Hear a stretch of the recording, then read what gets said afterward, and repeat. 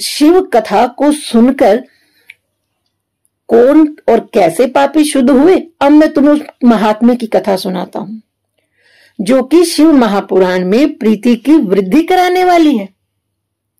तो आप लोग सावधान पूर्वक सुनिए। एक किरात नाम का नगर था। वहां एक देवराज नाम का ब्राह्मण था। वह बड़ा दुर्बल था।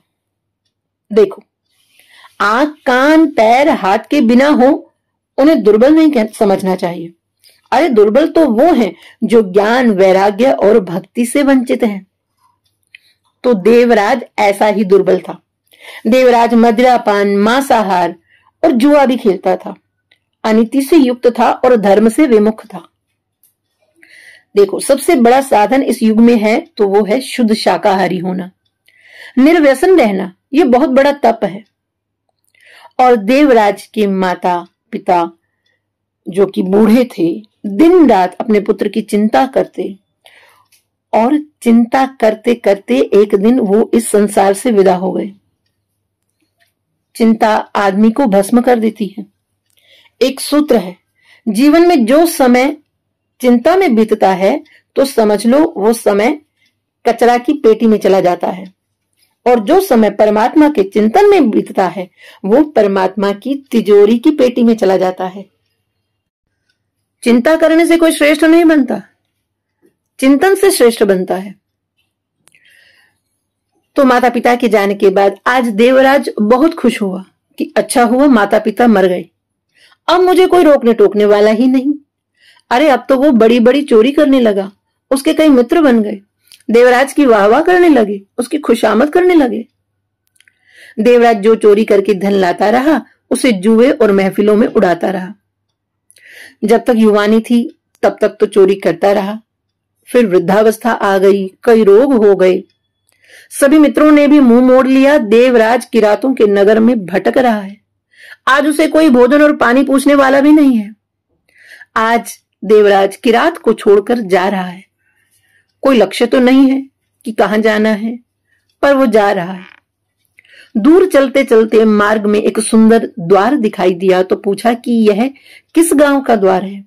तो लोगों ने बताया कि यह प्रतिष्ठान नगर का द्वार है। उसमें प्रवेश किया तो एक सुंदर मंदिर देखा। तो उसने पूछा ये किसका मंदिर है। तो लोगों ने कहा अरे ये मंदिर नहीं, ये तो शिवालय है। देखो, जहां मूर्ति होती है वो मंदिर होता है, और जहां महादेव का शिवलिंग स्थापित रहता है उसको शिवालय कहते हैं। जहां सभी देवी देवताओं का निवास हो वो शिवालय, क्योंकि जहां भगवान शिवलिंग रूप में स्थापित होते हैं वहां स्वतः ही सब देवता विराजमान होते हैं। तो देवराज के मन में हुआ कि मैंने अपने पूरे जीवन में न कभी मंदिर गया, न शिवालय, न देवालय गया। ये वृद्ध पापी, रोगी और भूखा प्यासा देवराज शिवालय के निकट गया तो वहां बहुत से भक्तजन बैठे थे और ब्राह्मण प्रवचन कर रहे थे। उसने पूछा कि ये क्या हो रहा है। तो लोगों ने कहा कि यहाँ शिव महापुराण की कथा हो रही है।